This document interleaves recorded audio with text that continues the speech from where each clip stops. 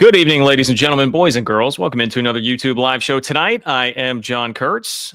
Thank you all for being here. Different night here on Thursday. Appreciate the flexibility. We are going to talk about the aftermath of Memphis and the Big 12, right? This was a big story. Memphis trying to buy its way into the Big 12 for upwards of potentially $250 million. Yes, 9-figure price tag that Memphis was offering and still got shot down, Big 12 entry. But now everybody's looking around like, well, hey, wait, is there something here? Is this something that can be repeatable?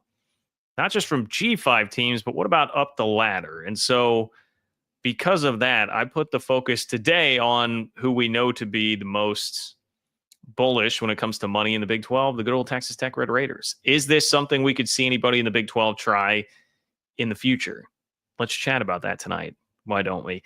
Also, on the field, we are getting close, people. We are like just over 3 weeks away from K-State, Iowa State in week 0. Kansas, Fresno State also the same day.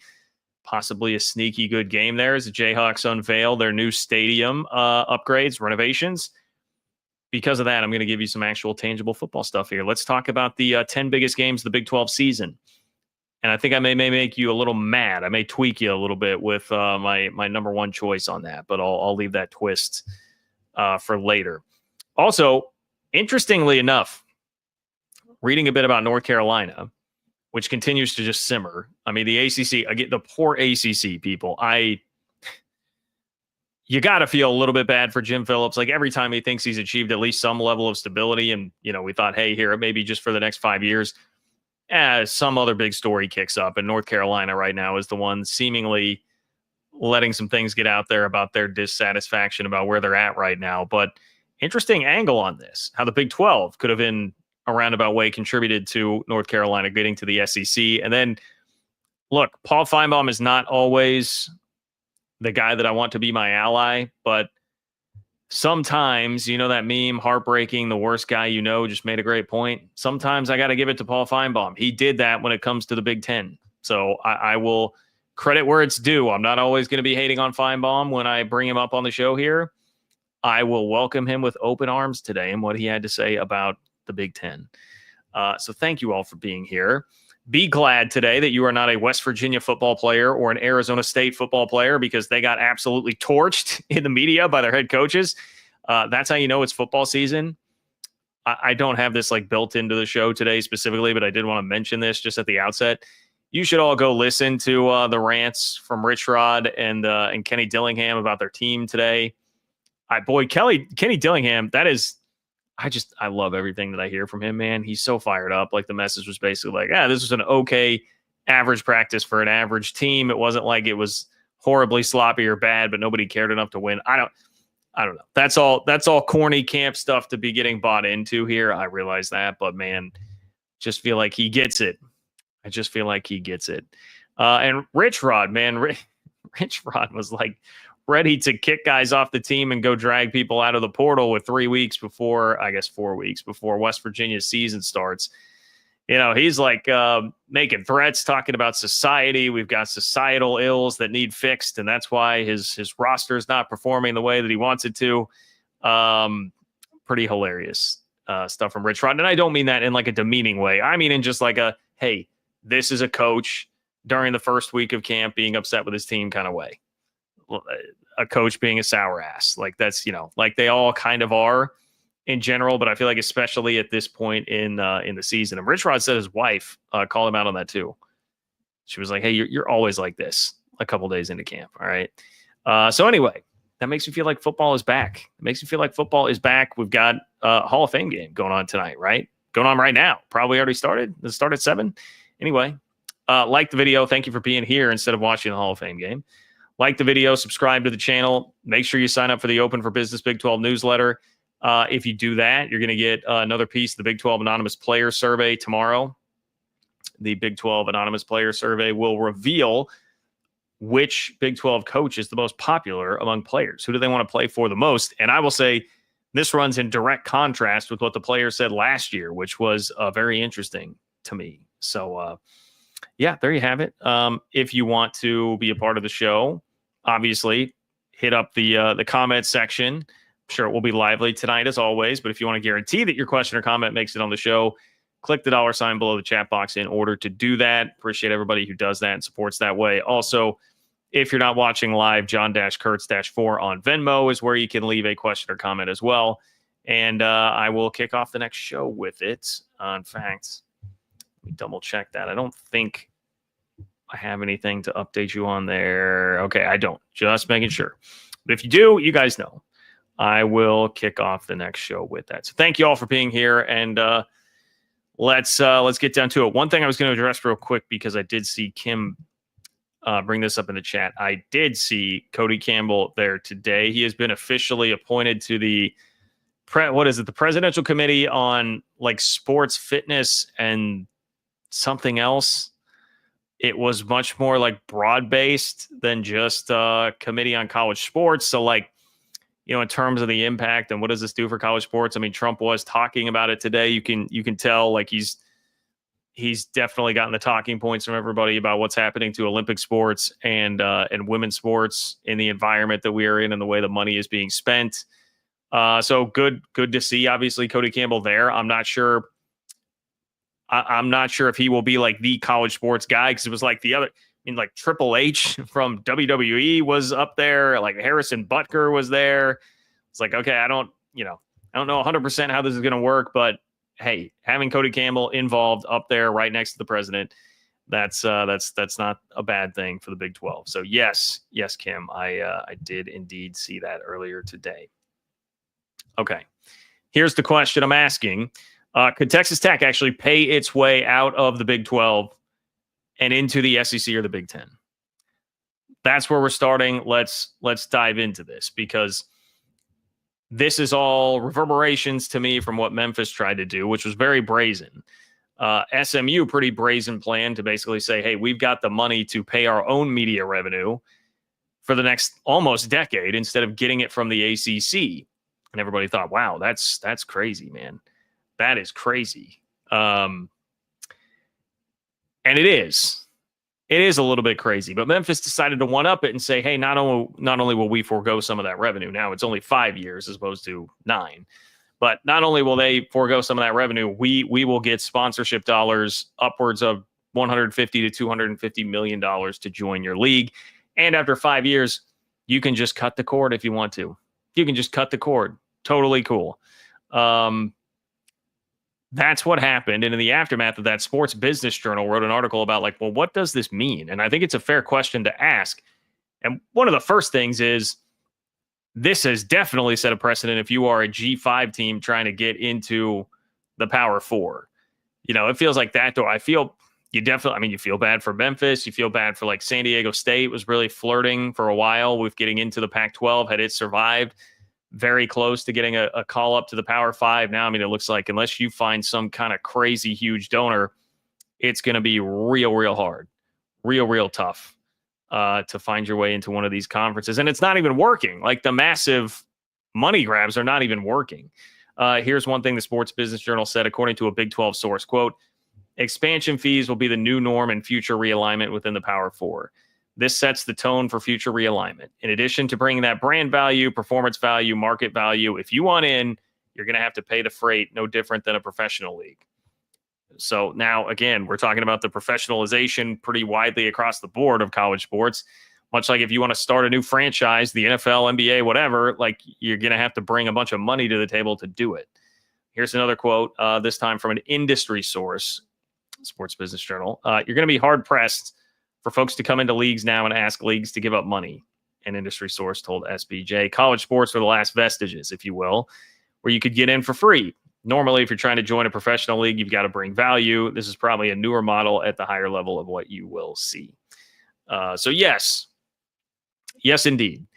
I think this will start to be standard. And again, the obvious way to go with it at that point is anybody that's going to try and jump up that's a G5 school right now, you're going to have to get in bed with FedEx like Memphis has and give something like that some sort of effort.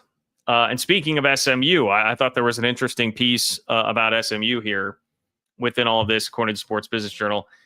They say They're talking about David Miller, who's the board chair at SMU. He's oil tycoon, founder of InCap, oil and gas private equity. I mean, Mike, you could just, lab design a title that sounds like a guy who's going to have the type of money to throw around that could get SMU into the ACC. It is an oil and gas private equity firm that he works at. Quote, if there's no David Miller involved, we're probably not in the ACC. That is according to, here's an old friend, Craig James, former SMU running back and former ESPN broadcaster.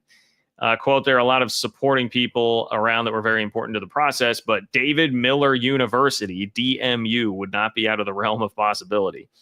They're calling it David Miller University because this guy had the money to throw around. So naturally, my mind starts to drift to, well, Tech fans, TTU, how does CCU sound? CCU, Cody Campbell U. Not a terrible ring to it, to be completely honest. And that's kind of where we're at with Texas Tech in this thing.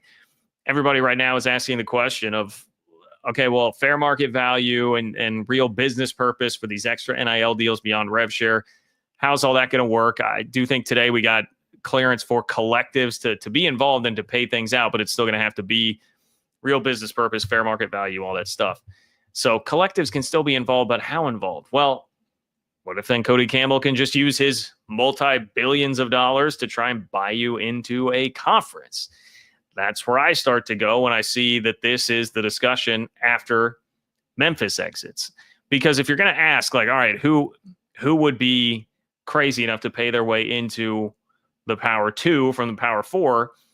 And I realize crazy is probably an unfair term there. But look, we've already seen Florida State go through a lawsuit where they're digging up dirt on the old commissioner and trying to claim that there was nepotism there in an effort to, get some sort of settlement, probably in a lawsuit to lower the buyout. They did get a lowered buyout.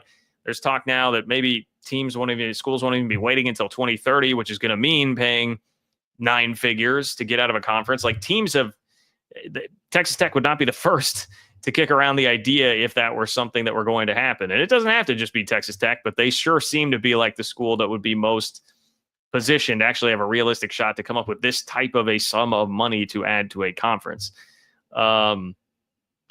So I really feel like that's the only one even worth discussing here at this point. And if you're going to be in a situation where Cody Campbell's dollars can't go as far from an NIL standpoint, paying players directly, does it turn around to something like this? Now, I think there are lots of reasons why there are lots of roadblocks to this, even if you have the money. Because first of all, like I said, Memphis tried it with the money and it didn't work.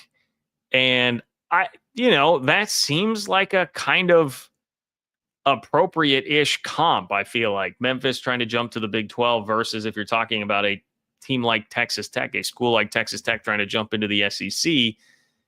There has been some success. Obviously, there's a lot of buzz right now. There's plenty of money. They're willing to spend resource-wise to be competitive, but we look around and be like, the SEC kind of like, what is it really adding for us here?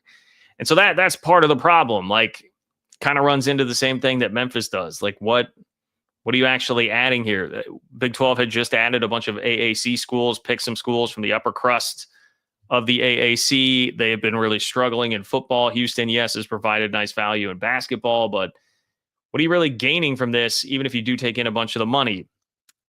And with $250 million, that was still only going to be a couple $1 million per year to every school. It's not enough to really move the needle. Now, Cody Campbell, I mean, I don't know how all this works when you're a multi-billionaire and how liquid the cash is and how all that would go.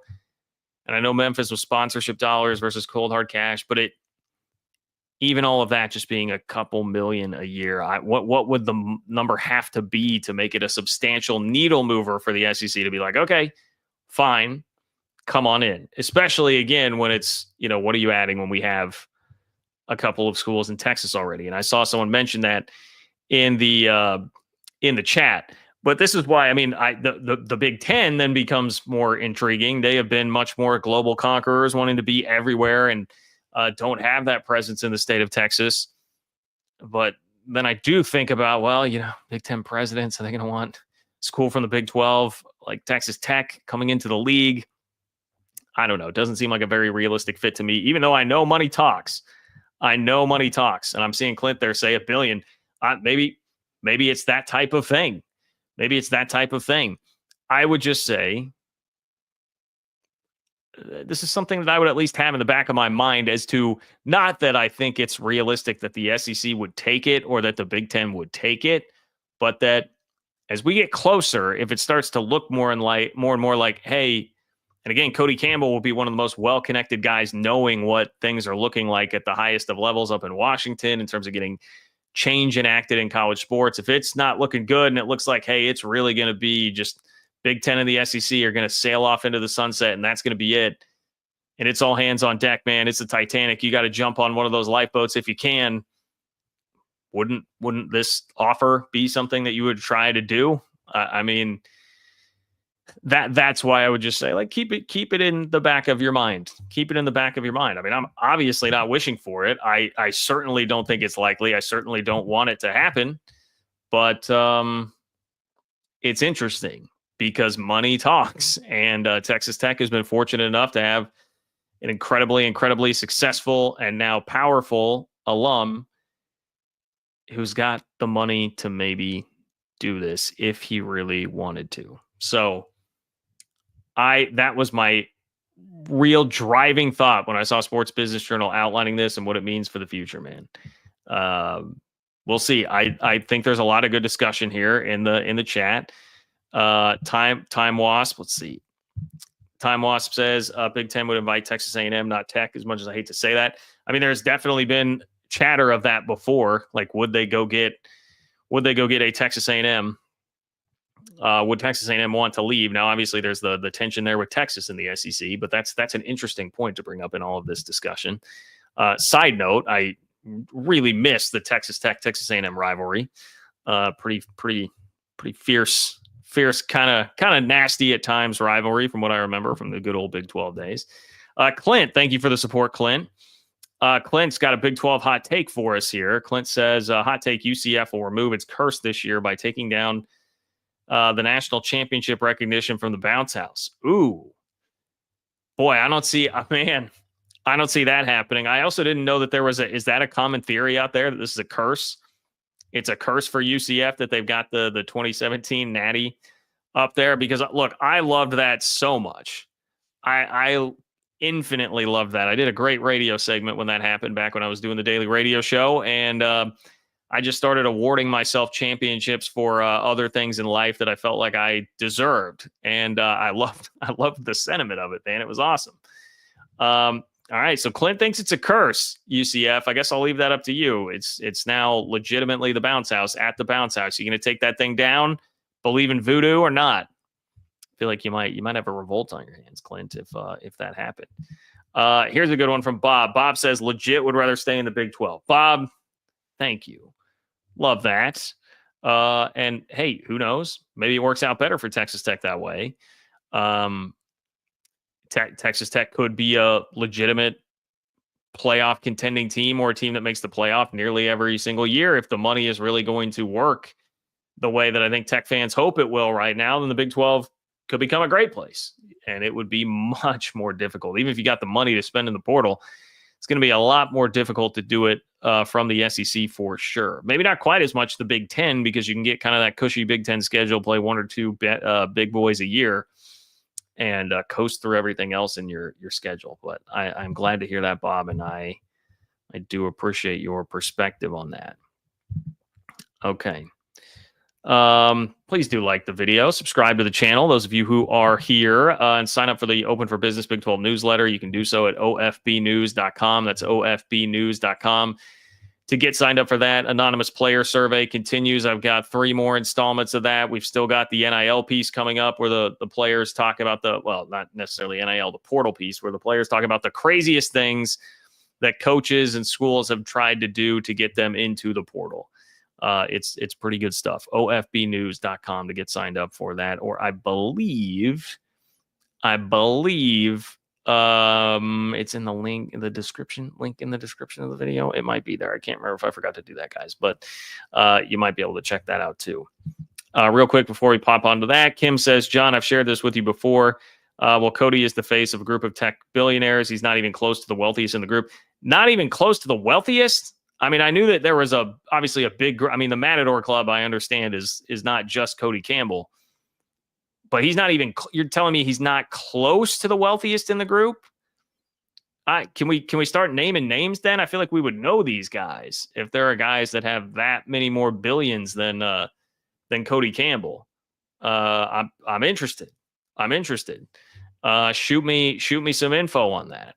I'm definitely interested. If there are guys that have more money than Cody Campbell, significantly more money than Cody Campbell in there. I'm seeing a McDougal from Time Wasp. So maybe there's a McDougal. I like the idea that it's just a guy named McDougal, like McLovin. I'm assuming this guy is not a 25-year-old organ donor from Hawaii. Anyway, Kim, thank you for that. Definitely get the idea. It's not just Campbell. Cody Campbell has turned into the face, regardless of who has what money. There's obviously a lot of money at Texas Tech that could.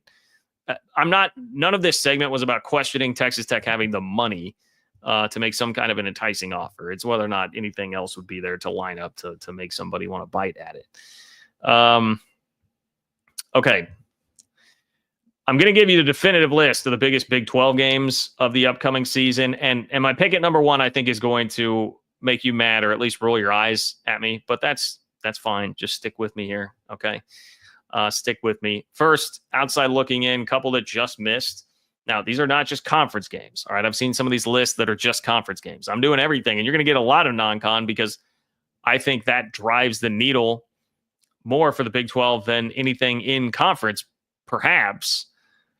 At least in terms of national perception, like you got to do some work in the non-con and win some high-profile games. Just missed. Iowa State, Iowa. Look, Iowa being where they're at in the Big Ten should be a more valuable win for Iowa State every year. Like that should be something that matters more. But unfortunately, like Iowa has turned into sort of a meme because if they were a team that had a middle of the road offense and like solid defense instead of just an incredible defense and a horrific offense every year, I think that win would mean more. But Iowa has been memed into oblivion about how they have no offense, that nobody really respects that much beating Iowa. And it doesn't mean as much as it probably should for Iowa State in terms of national respect for the conference. So it's outside looking in. It's still there, but I would not put it in the top 10. SMU, TCU. If SMU is going to be what they were last year's, a team that's in contention for the playoff, obviously that's important. The Big 12 has two teams that play SMU. More on that in just a moment. It's really about look, TCU's got a tough schedule. I think they have a roster that can contend, but you better win games and you better not get just clocked by SMU like you did last year, because I think TCU snuck up on people with how they finished the year last year and didn't get a lot of pub for having a 9-win season because we all wrote them off after we saw them get they got 60 bombed, right, by SMU last year. When you lose in that fashion and give up that many points, like everybody writes you off. Like, okay, well, that's not a very good TCU team. All right, number 10. Speaking of TCU, I've got TCU at North Carolina. Now, North Carolina is not a world beater, but you can earn a lot of attention for the conference by spoiling the Bill Belichick debut because people are going to be watching this game. I think this is Sunday, right? Sunday or Monday? It's Labor Day weekend, and it's going to be in the spotlight, I guess is the point, not just because of Belichick, but because of the placement of the game. And what TCU needs is for this to be the total reverse of 2023 Colorado, where Colorado, the new hot thing, the very, what I want to say here, the unique head coach that is drawing all this attention in college football is going to be taking center stage against your squad. And instead of elevating him and launching him to a season full of, frankly, for that Colorado team, probably too much attention, you need to shut the door on that. This is where you need to shut the door and launch yourself by everybody being like, damn, look at like Josh Hoover can play. Frogs have a squad this year, and they just ran roughshod all over the best coach in NFL history. That's what TCU needs, man. They've got games coming up at K-State, at Arizona State, at Baylor, or at BYU. They have Baylor at home. They've got SMU at home. It's a tough schedule. TCU needs to win that game, and that is one that legitimately could get people looking at the Big 12 a little bit, starting some hype for TCU. Number 9, we're going to a conference game, and really number 8 and number 9 to me hinge on the result of another game that's higher up the list for me. But we're going to start with K-State at Baylor October 4th. I'm going to pair it at number 8 with Iowa State against Arizona State on November 1st. Winner of Farmageddon will make this game really important because I think that's a huge springboard game in week 0, Farmageddon. So if K-State wins, they should cruise through the next couple of games until they get to Baylor on October 4th. And going to Baylor, who knows what will have happened to the Bears? They have a total gauntlet in the first half of the season and then a cakewalk in the back half. But if Baylor has beaten Auburn, if Baylor is one loss or less at that point, that could be a monster game. But there are a lot of ifs, obviously, there. Would be interesting to see how K-State handles that environment and what the environment would look like with Baylor by the time it got to that game. Now, if Iowa State wins Farmageddon, Iowa State, don't look down. I mean, one of the reasons I'm pretty high on them, I had them 3rd in my Big 12 preseason ballot. They have a very manageable schedule. And until November 1st, I mean, we're talking about November here. Look, Farmageddon's tough. Iowa's tough, obviously, in the non-con. But then it gets pretty smooth until you got to play Arizona State.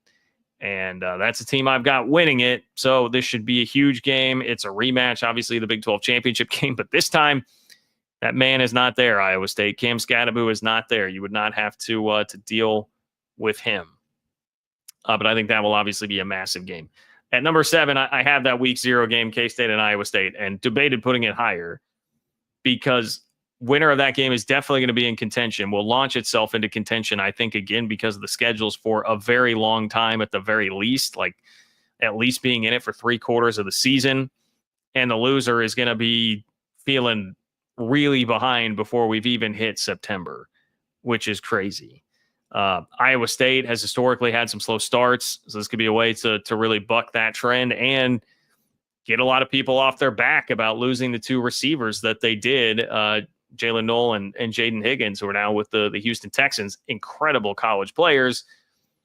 This could reaffirm, like, hey, we've got Rocco Beck. We're good, baby. We don't need to worry about transfer receivers that we're plugging in. They're fine.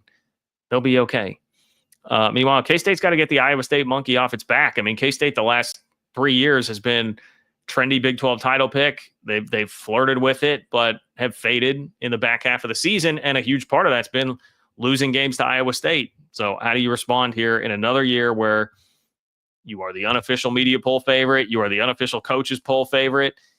You better go take care of business in week 0 against an Iowa State team trying to revamp from losing some of those offensive weapons that they had. Number 6, Arizona State, Texas Tech, October 18th. Tech's only huge test before that game will have been at Utah, at least on paper, as it looks right now. So I think there's a good chance that they're going to be pretty highly ranked there. And this is basically your matchup of the best storylines at the outset of the league season. Texas Tech in the portal. Nationally, they're going to draw a lot of attention. Like, this is probably the game that nationally has a shot. If both teams are still having good seasons right then, it has a shot to be the game that generates the most national attention because people will be looking at it. Well, I know that Arizona State damn near beat Texas in the playoff last year, and I know that Texas Tech had the number 1 portal class in the country and spent a ton of money there. I'm interested in this. I think you can draw in even more of the casuals-ish, at least like national college football fans, SEC and Big Ten fans could be interested in that game.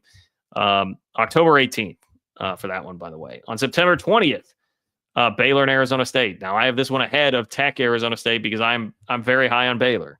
I've got Baylor in my Big 12 championship game. In fact, this is my Big 12 title game, Baylor ASU. And this game comes in late September, September 20th. We're not even in October yet by the time we get this game.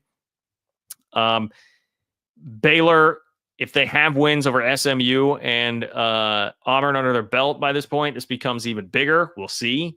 It's obviously a very difficult task for the Bears at the beginning of the year, but if they have that, I mean, this could be a top 15 matchup between both of those two because ASU has a really manageable non-con schedule. Yeah, Mississippi State's on there. I'm not saying that will be a total pushover. Texas State, probably not a total pushover. I think the other one's like Northern Arizona. They're games that Arizona State should win, and that could set up a top 15 matchup there. Speaking of Baylor, I've got the Bears on here 2 more times. Baylor at SMU. I've got that at number 4 because it's a part of this narrative that the Bears can build for themselves in the conference over the first 6 games of the season. If you beat Auburn at home and then go beat SMU to start the year, man, you just took out a playoff team and then somebody in Auburn that a lot of people think is like a dark horse playoff contender in the SEC. And it's a big brand in the SEC, whether or not they have the team to back that up this year. That's huge potential there. Huge potential. So Baylor at SMU is at number 4. I've got Baylor Auburn at number 2. I'll just go ahead and tell you that there. Obviously, I think Auburn just means more because of the logo, even if SMU may well be a better team. I mean, they were certainly a world's better team last year. But I like this spot for Baylor against Auburn because Jackson Arnold, I do buy into the fact that he could be a lot better at Auburn and kind of got the short end of the stick with Oklahoma, particularly a bad offensive coordinator in Seth Luttrell, who wound up getting fired. Not great management from Brent Venables and taking him out early on in the season. I buy all that. That could be, but you get him first game right out of the chute in your home stadium. Yeah, man, go take advantage of that. Go take advantage of them trying to work out some of the kinks with that. In between there at number 3, Oklahoma State at Oregon. Now, I know you might look at me like, dude, I mean, they're going to get pummeled. Yeah, they probably will. But I think the upside here, the upside of what could happen if you win the game, means that it has to be included in this list because how many opportunities does the Big 12 get to do this? They may be few and far between in the future, too. We'll see what happens. The SEC Big 10 scheduling agreement partnership obviously appears to be slipping away right now. But you don't get many opportunities, and you may not have all that many opportunities in the future to go play some of the big top-tier brands in the SEC and Big 10, and this is one of them in Oregon. And think about what happens, man. If a team that went 0-9 in the Big 12 last year and everybody thinks doesn't have a quarterback, nobody really knows much about the roster or the team, I mean, if they go into Autzen Stadium and win, that's a hell of a story and a hell of a narrative that Baylor or that the Big 12 can point to. And look, I'm just saying, it was Oregon 17, Idaho 14 in the fourth quarter with like 9 minutes left in the game last year at Autzen. All right, so maybe not totally out of the realm of possibility. Number 1, this is where I said you guys are going to get mad at me here. It's kind of like a cheeky number 1 to put here. Number 1, I'm going Big 12 championship game, which like, yeah, okay, duh, John. Like it's the biggest game of the season in the Big 12, like kind of by definition. But to me, it's because it could literally be the difference between like 2 teams in the playoff or 0 teams in the playoff. Because there is a scenario where, I mean, look, TCU could easily lose 2 non-conference games, lose a couple of conference games, and tiebreak its way into the Big 12 championship game. And then if they win the Big 12 title, like you might not get a team into the playoff. You might not have one of the 5 highest ranked conference champions there at the end of the year. So we had to have that discussion last year for a little while in November, right? Oh, could Army do it? Could Tulane do it? Could they jump up over the Big 12 champ? Had to worry about that a little bit last year. That obviously could become a massively consequential game. Now, where I would hope it would be better is if you got 2 teams maybe that are sitting there at 11-1, they play a real knockdown drag out. Think like K-State TCU in 2022. One team wins and overtime knockdown drag out. Someone's got a hell of a performance like Max Duggan leaving it all out there. Well, then maybe that's enough to get you over the hump and get 2 teams in. A lot could happen there to really boost the league, and that's the best thing that could happen versus the total worst thing that could happen with getting no teams in. So the Big 12 championship game could sway things a bunch. Okay, there you have it. Let me know. Let me know in the comments what I got wrong. What do you think I'm missing there? I'm definitely here for all your feedback. Please like the video. Please subscribe to the channel. Appreciate everybody who does that. John-Kurtz-4 on Venmo if you're not watching live and you want to get a question or comment in, send it to me there. I will start the next show with it. So you can still be a part of the conversation here. I appreciate everybody who does that. Give me 1 second here. Okay. Subscribe to the Open for Business Big 12 newsletter, ofbnews.com to do that. I'm teetering. Guys, I need like 4 more people, 4 more subs at ofbnews.com to get to the 5,000 mark. So that would be much, much appreciated if you could do that. And you're going to get the anonymous player survey tomorrow morning. I've already got it teed up. It is ready to go out. It'll be in your inbox early tomorrow morning. Find out which Big 12 coach is the most popular with Big 12 players. Okay. The most powerful voice in the SEC has spoken, and he says North Carolina will be in the SEC, perhaps sooner rather than later. And a Big 12 school might be part of the reason why. Yeah, this was interesting. Okay, follow me here. So Inside Carolina had the report that I would say kind of split people off in two directions last week. Some people read it and were kind of like, okay, we knew this because the report said North Carolina very much wants to be in the SEC, and they're at the front of the pack of ACC schools wanting to leave. Like, okay, I saw some sentiment of maybe that's some minor news that they would be at the front of the pack. Most people tend to think Florida State, maybe a Clemson there. But we know that North Carolina is the most coveted piece of realignment. It stands to reason that they would be highly motivated to move. The part that I found was interesting was it was talking about they might be so motivated that it would happen before 2030, which means that exit fee would be more than the $75 million that it drops to by that point, which was thought to be a huge win from the settlement.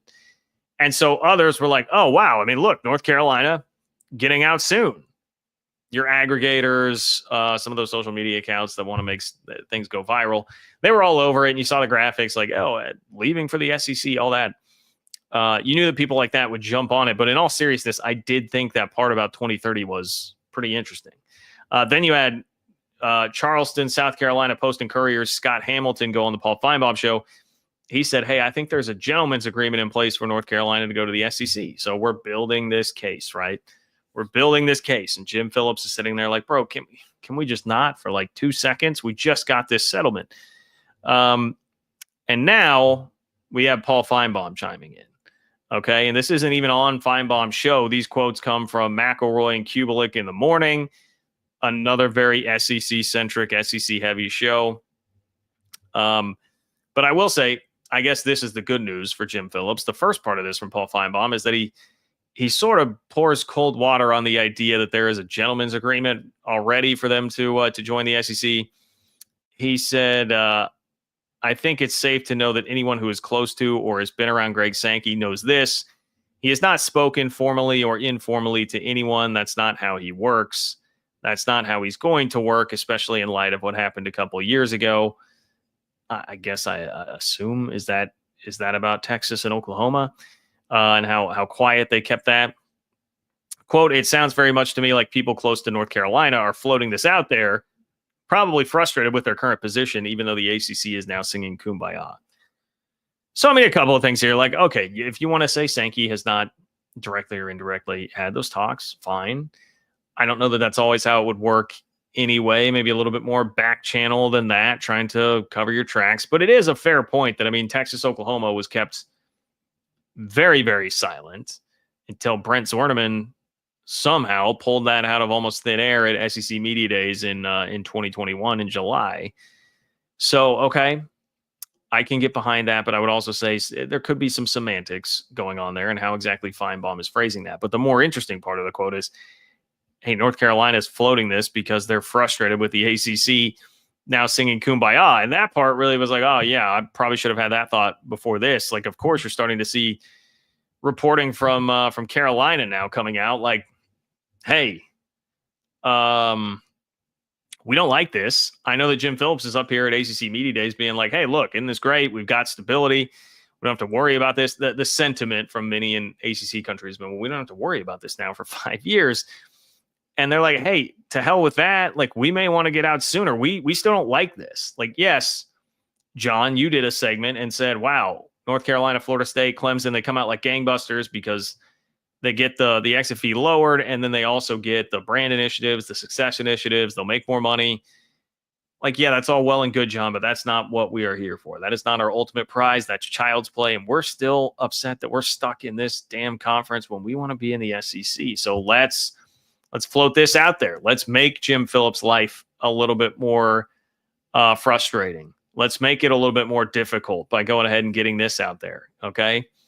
We'll start to leak some of this and try and steal the headlines and kick back in the chaos meter for the ACC and not let anybody there feel comfortable. That makes a lot of sense to me, especially, I mean, you look at how ACC schools that want to get out have acted throughout this process. I mentioned Florida State. They were just doing let's get down in the mud and sling it around, baby, as much as we can. When the lawsuit started, that was their attitude. They do not care. They don't give a you-know-what. And that seems to be what North Carolina is doing here, okay? But, okay, how does the Big 12 get involved here? How does the Big 12 get involved here? Here's another quote from Paul Finebaum. He says, quote, "We all know there are a lot of anxious schools there. I've said all that as a preamble to say that I think ultimately it's going to happen. I took a long way to get to it, but I think once we get to this next iteration, North Carolina has always been the number one choice of many people in SEC circles. I think the bigger question is when exactly does it happen? And secondly, who would their drafting partner be?" So I don't think that this is really like a poorly kept secret that Carolina is the biggest prize in conference realignment outside of Notre Dame, and that the SEC would be the most likely landing spot for them. But there's Paul Finebaum reinforcing that and saying that. But I mentioned Greg McElroy, right? This occurs on his show when he's interviewing Paul Finebaum. Here's what he said. Quote, "It kind of checks out, Paul. Every single time a team hires a superstar head coach, they seem to be on the move. Colorado is an example. A splashy head coach, they seem to be on the move. Texas hiring Sarkisian. These are not really that uncommon," McElroy explained. "You can kind of connect the dots back. Bill Belichick now being at North Carolina makes you feel like, you know what? There might be something to this." That, my friends, is how you do sports radio. Let me just say, I don't really agree with that take, but that is a great take to be very interesting and evocative, if not provocative, on a sports radio show. So I've got to give it to Greg McElroy. Obviously, the guy can play quarterback. Apparently, he has learned very well how to do radio too. I applaud that as a sports radio take. Yes, it is circumstantially correct that, I mean, Texas hired Sark in January of 2021. They are gone. At least the announcement comes that they're gone to the SEC by July 2021. Colorado hires Coach Prime. A year later, they're off to the Big 12. I get how the timing looks there. I just would say, I don't know that was like specifically, especially Texas. Like, was Texas like, hey, we're going to the SEC. We need the splashiest hire we can get. So we're going to hire Steve Sarkisian? I mean, at the time, I don't think that was like people thought. I mean, I certainly didn't think it was a slam dunk that Sark was going to be a dude as a head coach. I think that was Texas being like, well, we need to hire a better coach. And we have, honestly, it felt a little bit to me like we've done the super duper splashy, sexy name back-to-back times, and Tom Herman and Charlie Strong. It hasn't really suited us very well. It hasn't worked out. Let's go get who we think is like the best ball coach here. And they got a guy who's a complete stud in terms of drawing up an offense, and it's worked out pretty well with Sark. I don't know that I would tie that directly to, hey, this is an SEC hire. We got to go make an SEC hire. It was, no, we have been mediocre for 15 years, and we're freaking Texas. We just got valued at over $2 billion by The Athletic. Like, we can't let our program continue to be 7-5 every year and not making the Big 12 championship game. That to me is what it felt like more of from Texas at the time. And Colorado, it was just, hey, we are desolate, man. We are desolate. We are the worst Power 5 football program out there. We need to go hire somebody. We need some juice in the program. Like, not just do we need to win games, but like, it's not only a bad program, it's just like a boring program. Like, what? There was no identity to Colorado football at all when they made that hire. So I would disagree with the notion that, like, hey, Big 12 kind of like influenced the idea here for North Carolina to go get Bill Belichick and then take off to the SEC. I kind of push back against that, but it's, as I said, a very interesting take to throw at that. Very, very interesting.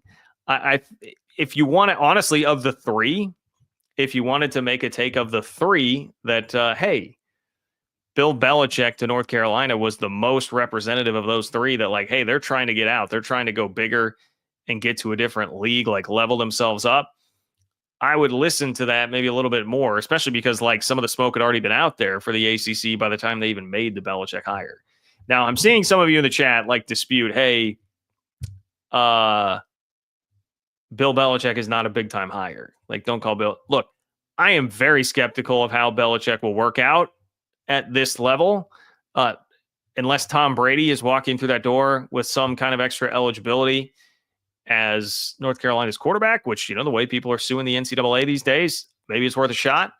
But I don't think that's happening. So I don't know how good of a coach Belichick will actually be. I don't know how that'll translate to the college level. And, there's that Jordan Hudson thing going on, too, that makes you wonder about where exactly his head is at right now. So I have plenty of skepticism, a healthy amount of skepticism there. But I do think it's fair to say it's a hire of North Carolina, like trying to make a splash and trying to level themselves up.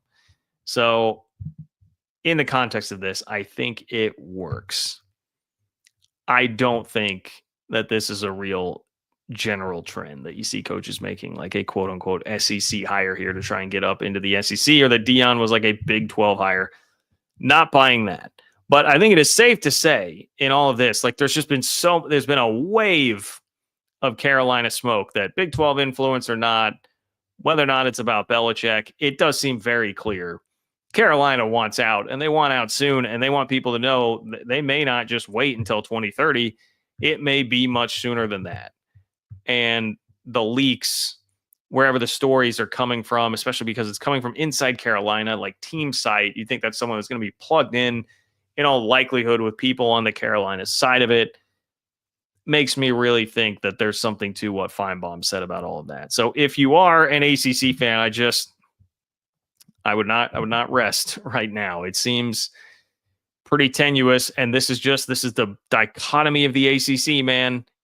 It's the dichotomy. They do have some really nice brands between Florida State, Clemson, Miami, North Carolina. There are some nice brands in the ACC, but there is not stability. There is no stability, and that's, how do you weigh that in the conference hierarchy?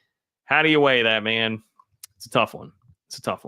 Okay, please like the video. Please subscribe to the channel. Thank you, guys, for being here. Appreciate everybody who's here tonight. If you click the $ below the chat box, you can submit a super chat, which will ensure that your question or comment makes it on the show tonight. Great way to support the channel. Appreciate everybody who does that.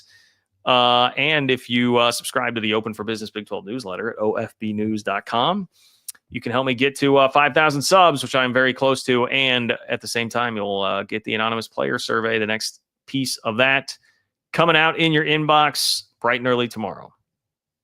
Alan, what's up, Alan? Thank you for being here. Alan, this is a great point. I am upset at myself for this. You are absolutely correct to call me out on this. Not intentional at all, because of all the games that I listed off, top 10 Big 12 games of the year, and even the two that were OLI, outside looking in. Shout out to the Levitard show. Of all of those games, the one that I would look forward to watching the most may well be KU Mizzou. I am so excited about that game being back. I love the rivalry. I love everything about the hatred that's involved there, the regionality of it, and the fact that we just have missed it. I mean, God, I loved when it got good there toward the end before Mizzou left. Your 2007, 2008, like those KU Mizzou games were awesome. Even if the teams are not good, there's just so much bitter hatred there between the two. It's like everything that college football should be and is about, because not only is it's not, look, Ohio State, Michigan, we get it. Great rivalry. The teams are always awesome. They hate each other. It's spectacular. That's great. But to me, the real, and you guys know how hard I ride for the Egg Bowl if you've been watching this for a while, because like Mississippi State and Ole Miss, historically, a lot of times those are two pretty bad teams. But dude, they hate the you-know-what out of each other.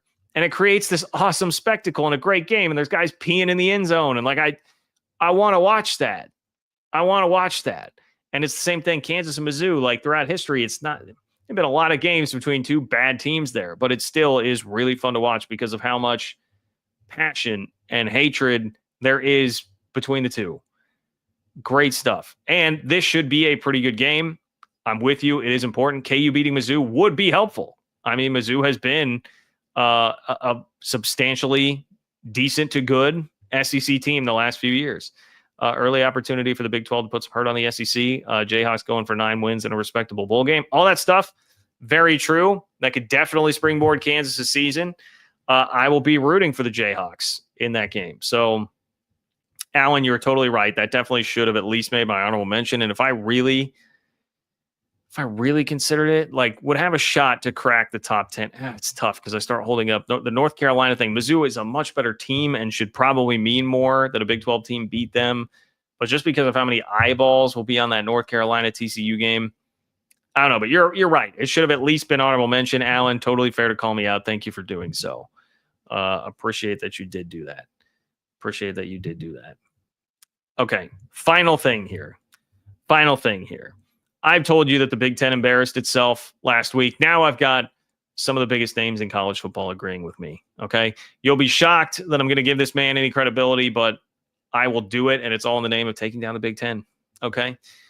So the Big Ten had this coordinated message discussed ad nauseum at Big Ten Media Days about why the 4-4-2-2 model is the way to go. Our resident professional sports enthusiast, Tony Petitti, certainly made that case why this like professional sportsy sort of model really works. And, did so by making stellar points such as, well, a 6-3 Big Ten team should definitely get in. That's a great team if you go 6-3 in the Big Ten. That's one where like your PR person has to step in and be like, hey, homie, like we can't do a press release at the podium. Like that's the type of thing you might throw into a press release that people would just kind of roll their eyes and be like, okay, whatever. It's a press release from the conference. They got to say something like that. You can't be making that point up there. You got James Franklin, Kurt Cignetti taking shots at the SEC. Cignetti, we're adopting an SEC scheduling philosophy, blah, blah, blah, blah, blah. I mean, it was nauseating, man. Every coach stepped in line. It was really, well, it was directly by Pat Forty called cultish. What was it that Stuart Mandel was saying that they were gaslighting everybody about what was going on with the playoff. A lot of people jumped in on this, but now we've got one more. And it's the second time I'm bringing him up here on this show. Neither time really bashing him. So this is a world record, but this is a quote from Paul Finebaum. Okay. Paul Finebaum took aim at the Big Ten, much like I did. So again, the meme, heartbreaking, worst person made a great point. But here's what Paul Finebaum said. You walk out of conference media days and what was the buzz a week ago about the SEC? Maybe it wasn't as exciting, but there were one or two stories that occurred this time 2 weeks ago that seemed to lead the conversation. But no one said it was anything but a successful 4-day event. All right, that's a long way of Finebaum basically saying, look, it was kind of boring this year. Outside of Arch Manning, there wasn't like a huge storyline in the SEC, nothing crazy, but nobody said it wasn't successful, which fair enough. It was not bad. It was not bad. There was a little bit of, SEC self-love, a little bit too over the top, as there always is, but it was nothing crazy. But then Finebaum says this, I'm looking back on the 4 days of the Big Ten, and I'm going to tell you right now, it was a bust. It was a bust from the beginning, and it was a bust all the way to the end, and it was a bust because it seems to me that Tony Petitti had his minions, whether it was him directly or indirectly, they tried to hand deliver a specific message that went over terribly. Gaslighting, cultish, minions. These are the words that are describing the Big Ten, and that's not coming from me, man. That's not coming from me. That's coming from Paul Finebaum, Pat Forty, Stuart Mandel, different corners of the college football media world, different sorts of biases that people perceive from some of them at times, rightly or wrongly. But this is we're getting a pretty wide range, and everybody looking at this and being like, yeah, that was pretty embarrassing from the Big Ten. And you know what? I couldn't agree more with what Paul Finebaum had to say. Couldn't agree more. Not always the ally that you want, but I bring this up just to say this. It's kind of to supplement the point that I was making. Look, I am far from alone in thinking this. Okay, so Big Ten fans that ran into the comments, I'm far from alone in thinking that this was a bad look, and it's getting a little bit too high on your own supply and just veering off the rails of what is actually good for the sport. Losing sight of all of that, the Big Ten seems to be furthest off the tracks right now. I would give Finebaum that, man. As annoying as the SEC can be, I think they've still got a better grasp on reality, better grip on actual reality than the Big Ten does right now. And look, if there's we all say many things about Paul Finebaum, but in this instance, I think he's got a little bit of credibility here.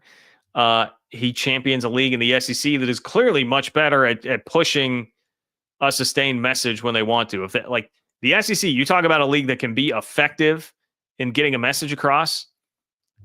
Think back to what happened in December and January, and for months after the hypothetical games and all the talk about the playoff and Lane Kiffin and all those guys had such a coordinated attack on strength of schedule and how the playoff committee was picking teams. And now what's happened? They have affected change. They have affected change, whether we like it or not. They're going to get tweaks to the importance of strength of schedule in the selection process. It was annoying, but it was effective. I'm not even saying it was right, but it was effective. This is a group that knows how to push a coordinated message. They can look at the Big Ten and say, like, yeah, guys, that was not the way to do it. You guys, that missed the mark. And guess what? The Big Ten is not going to affect legitimate change unless it's negative change against the conference. It's going to backfire and go the other way as opposed to what the SEC did.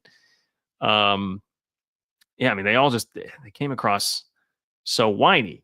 And the thing that the Big Ten, another thing I will point out here is interesting about all this, like the Big Ten doesn't have a Finebaum with that level of influence to really help push a narrative as well. So I think Paul Finebaum could look at this and be like, again, you guys, that's cute, but you don't have somebody like me who can help drive the point home too. Like Finebaum, love him or hate him, not only has his show, but the guy's on Get Up all the time, First Take, like all the big ESPN shows.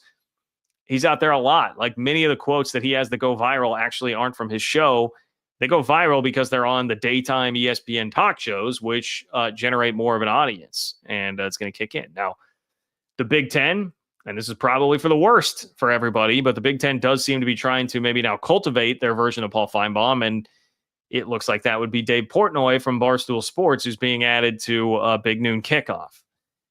Until he gets out there and becomes a little bit more established as like total Big Ten guy, I mean, he does not have the level of influence that Finebaum does on the college football world right now. Sports world in general, that's a totally different argument, but purely college football, they don't have that. Now, I've kind of scared myself into realizing that the idea I'm bringing up here is like, are we going to get Dave Portnoy trying to be this type of guy defending the Big Ten, being the Baghdad Bob of the Big Ten? Well, we've got Finebaum being Baghdad Bob of the SEC, and they go at each other. I mean, it'll be entertaining. The content, I can't really complain about that, but I don't think it's a good thing for the state of any of our brains or college football or college sports or anything like that. Anyway, for Big 12 fans to close here, I would say the nice thing is, look, it's what did I say the other day? You're taking a step back and it's like you're seeing all this drama around at the water cooler at work, and you're just sitting there with some popcorn like, well, I'm glad it's not my drama. I mean, we don't have any of this going on. Like North Carolina's wanting out. The ACC teams are still throwing a fit about trying to get out. They're leaking stories. The Big Ten has completely embarrassed itself, and the SEC is now the league jumping in, really pointing the finger and be like, man, how ridiculous is all of this? The SEC is still fighting the strength of schedule battle thing. I mean, all that stuff is going on. The Big Ten and the SEC, I didn't even bring this up, are fighting over the playoff format. The Big 12 is just kind of like, hey, this is great.